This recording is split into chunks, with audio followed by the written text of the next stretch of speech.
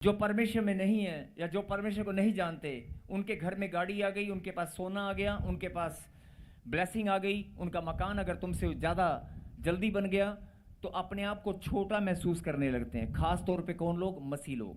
खास तौर पे परमेश्वर के बेटे और बेटी कि यार मैं इतनी प्रार्थना करता हूँ, मैं इतना सब कुछ प्रार्थना में समय बिताता हूँ, मैं चर्च भी जाता हूँ, लेकिन ये लोग तो परमेश्वर को जानते भी नहीं हैं। इनके पास इतनी ब्लेसिंग फटाफट कहाँ से आती है? दूसरों को देखकर अपने आप को छोटा समझ लेते हैं। बोल हालेलुया। आज परमेश्वर आपको ये बात समझाना चाहते हैं। दूसरों को देखकर, भले ही वो गाड़ियों में हैं, वो सोने में लदे हैं, वो देश विदेश में उनके बच्चे घूम रहे हैं, वो भले चंगे, उनकी तंदुरुस्ती उनके पास है, वो भी परमेश्वर की संतान है। बोल हालेलुया।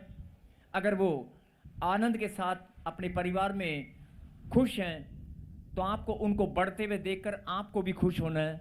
आपको अपने आप को छोटा महसूस नहीं करना है। बोल हालेलुया। अगर आप अपने आप को छोटा महसूस करते हैं तो ये सबसे बड़ी एक स्पिरिचुअल मिस्टेक है, ये आत्मिक गलती है। बोल हालेलुया।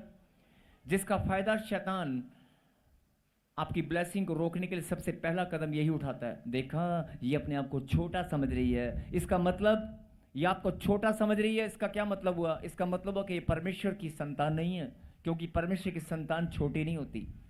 बोल हालेलुया। परमेश्वर की बेटा और बेटी छोटा नहीं होता, परमेश्वर का बेटी छोटा नहीं हो सकता। बोल हालेलुया।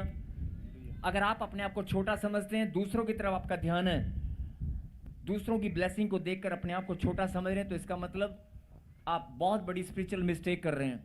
और ये एक आत्मिक गलती है जिसका फायदा शैतान उठाता है और आपकी ब्लेसिंग को रोक लेता है। बोल हालेलुया।